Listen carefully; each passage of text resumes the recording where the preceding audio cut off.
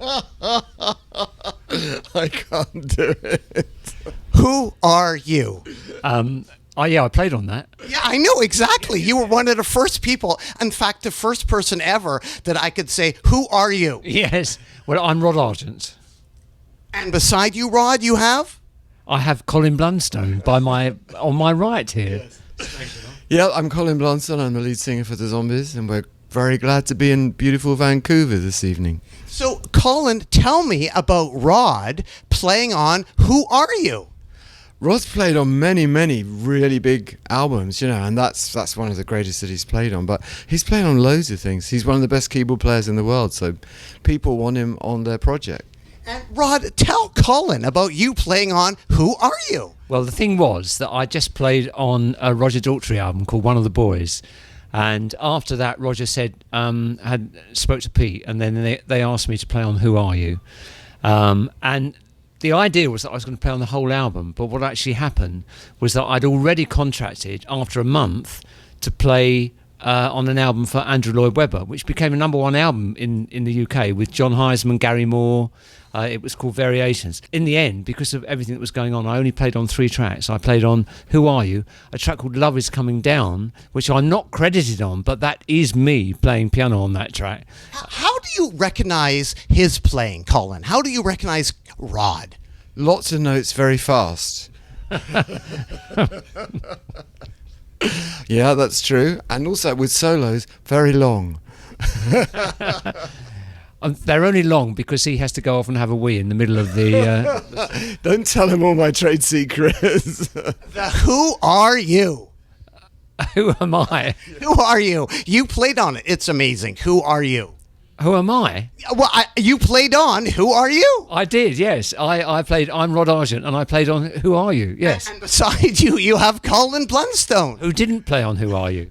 I didn't know. I think I wrote one of the songs on the Roger Daltrey album that you just mentioned. You did! A Single Man's Dilemma. I wrote one of the songs on the Roger Daltrey album that Rod played on before he played on Who Are You? So you see, it's a small world. One record I wanted to ask you about, Colin, was the Nut Rocker, Kim Fowley. What is the importance of the Nut Rocker? Well, for me, Nut Rocker is a song. I don't know anything about this record. Be Bumble. Be Bumble and the Stingers. That was important for the Zombies. Be Bumble, right? It was, because at our very first rehearsal, Rod was going to be the lead singer and I was the rhythm guitarist.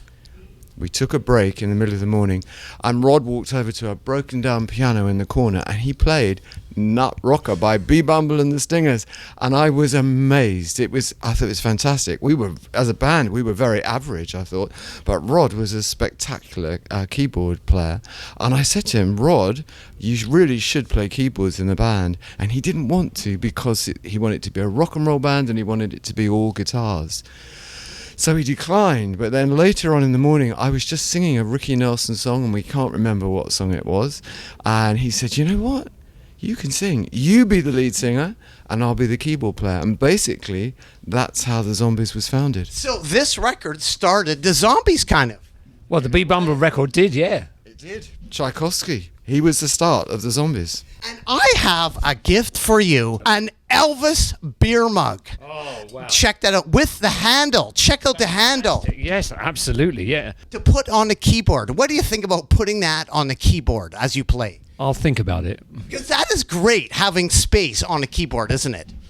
It is. I think it looks stunning. And I think Rod, perhaps full Rod with foam over the top, I think he should put that on the keyboard. It's taken me all this time to actually find something that will fit on the top of my keyboard. An Elvis beer canter mug. Yeah, Elvis, the man who had our records on his jukebox. Thank you, Patrick Stoddard. Thank you, Patrick Stoddard, who worked for the Watford Evening News or something like that. And he covered our very first triumph at the Watford Town Hall, which was the Hearts Beat competition, and he became a very good friend, and he went on to be a very important reporter for national newspapers after that, but I remember him basically from 1964. Did he also tip you on a studio, like John Jackson's studio? Oh, he might have done, because we did actually record in the Jackson studio before we went to Decca and recorded She's Not There. So we had been in a studio once before, and Patrick Stoddard may well have told us about that studio, yeah. There is a Canadian connection to the Zombies, too. You are Colin Blunstone, but there also is an A. Pardon? Paul Arnold. Oh, Paul Arnold! A.B. Yeah, absolutely. In school, right? That's right. We sat in alphabetical order. And so Paul Arnold was in front of me, and he turned around one day and he said, "You've got a guitar, haven't you?" And I said, "I do have a guitar." And he said, "Would you like to be in a band? I'm forming a band with my friend Rod Argent, who went to a completely different school. There's no way I could have known Rod if we hadn't have been sitting in alphabetical order." And Paul Arnold went on to be a doctor, and he's now in Edmonton in Canada, and he is a doctor. And your daughter is a doctor. My daughter's a doctor too, yes, absolutely. So thank you, Canada and doctors. Absolutely. I'm all for Canada, and I'm all for doctors, especially when I'm unwell. The Zombie Church, you guys practiced in a church hall? Yes, we did in Hatfield, yeah. Yes, we did. How come you know that? Well, you were the Zombies. We have to know. My God, yeah. No, we did. And actually, the great thing was there was one schoolmaster at school that I really hated because he used to give me the slipper on my bare backside every week, this sort of gym slipper. And I got my own back on him by practicing in this church hall, which adjoined his living room. So every Sunday afternoon, I completely ruined his piece for week upon week. So, I was very pleased about that. But that was the Hatfield Church Hall, yeah. The Rugby Club, VFRC. It's the Old Verulamiums Rugby Club, yeah, and that's the old boys club for St Albans Grammar School. I went to St Albans Grammar School. I played rugby for them. I played rugby for that rugby club. And Do you have any scars from rugby? I have many. Yes, I have broken nose, broken tooth, dislocated shoulder. Broken nose when we first met, and I thought, God, I hope it's not him. Yeah. When we first met, I was strapped right across the face here with two black eyes. I'd never met him before. And I walked up to him and said, "I'm in the band." And they were all scared of me. I looked like a zombie right from the beginning. Anyway, yeah, I played rugby for the Old Verulamiums. And one Saturday, they had a band in there, and they were friends of mine. And they weren't all that good. And I thought, you know what? We could get the Zombies in here. And we really built it up. That was one of our first local followings in that rugby club and some other rugby clubs as well. And they used to have to put a big marquee on the back of the rugby club because it was so many people came to see us. The first time we played there, we played to about a dozen people, and then we went down so well that they booked us in a few weeks' time, and we played to maybe 30, 40 people. Within a year, as Colin said, they had to build a marquee on the side of it because they couldn't get enough people in the hall. It was hundreds of people there. It was a very exciting time for us, and that was really just before we recorded She's Not There. Did you guys also live in the Philippines for a month? Was it a month? Well, I mean... We couldn't get out, could we? couldn't get out, no. I mean, we did a 10-day residency in the Araneta Coliseum, which at the time held about 30,000 people. It's huge, We opened to 28,000, and it went on like that for 10 days. Residency. You guys mentioned you were prisoners in the Philippines? We were, because the thing was, we found out we were being ripped off to such a degree that we were being paid £80 a night between us for playing to 30,000 people per night. And at the end of that 10 days, he wanted us to stay longer because we could still fill the hall. And we said, okay, but you've got to pay us more money.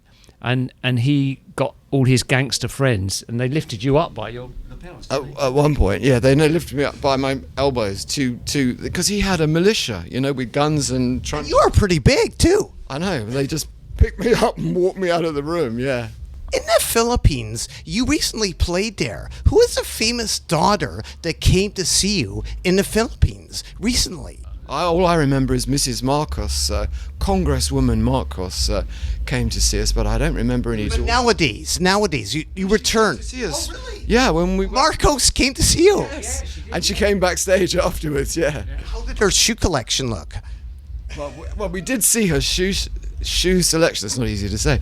We did see the shoe selection in the palace, but we did. In the palace. I have to tell you a little story about that. In the previous time we went to the Philippines, which was a couple of years before, she was persona non grata at that time, and somebody took us around the palace, and there was her shoe collection, and Jim's wife, Jean, was with us, and she said, "Oh, I'm going to try on her shoes," and she tried on all Imelda Marcos's shoes. Uh-oh. This is not good news, but the other thing was when she was in the audience, the promoters were very pro her. She's now a successful politician in her own right. And they said, we'd like you to introduce Congresswoman Marcos from the stage and just introduce her to the audience. And it's very, very dark. Her party are in the front row, so if you could just make a little announcement. So I did. So we'd really like to welcome Congresswoman Marcos, and I looked down to the front, and it was the backing singers from the band, from the support band, and they all stood up, and Mrs. Marcos was right up the back on the left-hand side. So I introduced the backing singers as Mrs. Marcos, which didn't go down particularly well, but I thought it was amusing. I would like to ask you, zombies, about this LP right here, Bunny Lake is Missing. Bunny Lake is Missing. Otto Preminger. And you have a drummer named... Hugh Grundy. Hugh, was he wearing, in this movie, a Beatle wig? I've no idea. No, he wasn't. There were some pictures taken with Otto Preminger, the director, with a Beatles wig. Okay. So it was Otto with the wig. But I mean, yeah, Otto said to us, I'd like you to write 3 songs for the film, but I want them written and recorded in 10 days. So it was a real pressure job, but we got it done, and there are 3 songs in the film. Talent plus brains equals Otto Preminger. the zombies. I think we were cursed with that. When we first went to Decca, they wanted to find an angle to sell the band. Remember, we were 18 years old, and they said, what have you been doing in your life up to now? And we said, well, we've only just left school. And then we went down a very precarious road where they developed a story that we were some kind of academic geeks. And it's a very unhip thing to be. And it's also completely inaccurate. I mean, you had Mick Jagger, who was at the London School of Economics, which was a great university. You had Paul Jones, who was at Oxford, Paul from the Manfreds. It was just crazy. But it was just people that had no idea. And we didn't have a manager who had a grasp of how to mould our image. And we were stuck with those photos and that story for about 3 or 4 years. It was just crazy. It still comes up now. In fact, it's just come up today. Ba-boom. I was curious, zombies, what do you think about glasses and rock and roll? Well, if you're short-sighted and you're playing rock and roll, you need glasses to get on the stage. And 2 of our band members needed glasses to get on stage. Although Buddy Holly, John Lennon. Yeah, other people needed to get on stage too.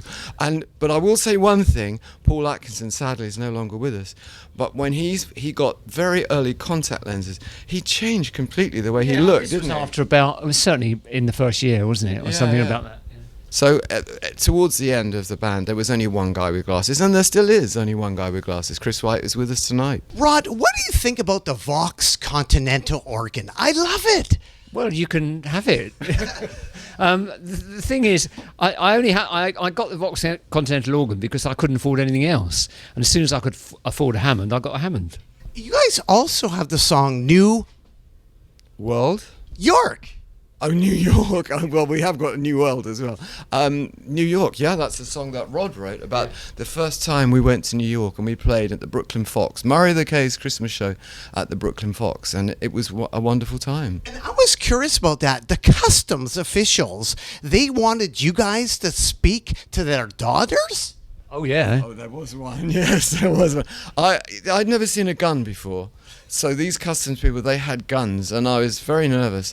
And this guy took me away on my own, and I wasn't quite sure what was going on. And then there was no mobile phones, obviously, so he took me into a phone box, and he said, "Will you say hello to my daughter?" I thought he was going to shoot me up to that point. But Paul later married the head dancer? Yeah, and her lead dancer, when she came over to England, she came to live in England, and she was quite a famous choreographer. And I met my wife, who was Molly Malloy's lead dancer. So I've been now married for since 1972, so that's 45 years. And I went out with her for 5 years before that, and that was all because of Molly. Thank you, Murray the K. Absolutely, and thanks, Molly, yeah. On a to see an oracle by the Zombies. zombies. On the song Changes, can you hear security guards? Well, I'm not sure. I'd like to think you can, but we overran the session in Abbey Road, and they were very strict about time. It was just past 1 o'clock, and two guys came in long brown coats, and they moved the grand piano that we were singing around while we were singing Changes, which we thought was hilarious, and we just kept singing. So I'd like to think you can hear it. I've tried. I'm not sure that I can hear it, but it happened. Time of the season. Were you the first band to go, oh, because you go, oh? Yeah, I mean, the thing was that we had a few more tracks in a multi-track sense on that album than we'd ever had before. So what we would do, we would be very thoroughly rehearsed, and we'd go in a 3-hour session, we would record our track, and then because we had 1 or 2 extra tracks, anyone that had any ideas, we'd just throw them on. And in time of the season, I got Hugh to play my song, and I'd written the bass and drum part, and I got Hugh just to play an offbeat. But I said to Hugh, I can hear this either side of the offbeat, and he said, well, go and do it. So I just did it, and it took 3 minutes. If we go way back to the Blue Tones, Rod, an acetate exists with a song you wrote on it? It literally was the first song I ever wrote in my life. I was 15 years old, and my cousin Jim Rodford, who plays bass with us now in the current band and was with the Kinks for 18 years on their biggest ever selling records, Jim was in a band called the Blue Tones, and he was my first inspiration. I just really wanted to be in a band once I'd heard him play. And I wrote this song. Why they took me seriously, I have absolutely no idea, but they did. And I gave them this song, and it had a million chords at the beginning. It was very Beatles derived, but it's actually quite charming. I didn't think it existed anymore, any record of it, but I later found out, not that long ago, Jim told me that Olympic Studios, the very famous studios where the Stones recorded and everything, the Blue Tones had gone to Olympic Studios and recorded this song, and it exists, and I now somewhere have a copy of it, and I'm so pleased because it was the very first song I ever wrote, and I don't think there are many people that could say the very first song they ever wrote was recorded in somewhere like Abbey Road or Olympic, but this one was, and I still think it sounds charming. Very derivative, but quite charming. What do you think about Hugh Grundy versus Robert Grundy? The Fake Zombies. Did I see you guys in 1988? Not in the 60s, not the ZZ Top Zombies, but did I see you in 88? Could I have seen you? No. You could not have seen us in 88. But Robert Grundy may have been the guy who was threatened with a gun. Yes, that's right, yeah. I thought I'd written quite a few letters to try and stop this band impersonating the Zombies, and I thought maybe I'd had some kind of effect, and then I heard this wonderful story that a fan went into the dressing room and pointed a gun at the fake Zombies and said, "You are not the Zombies," and then they didn't play anymore after that, and I don't blame them. Can you give a shout out, Zombies, to Fiona Bloom, the publicist that set up this interview? Fiona, thank you so much. This is one of the best interviews I've ever done in my life. Thank you so much, Fiona. Why should people care about the Zombies? Why should people care? Because we're lovely people and we deserve all your gratitude. I think Rod put that rather well. Well, thank you very much, Zombies. Keep on rocking in a free world, and doot doot loot doo. Doot doot. Yeah. Oh. This was by far my favorite interview ever.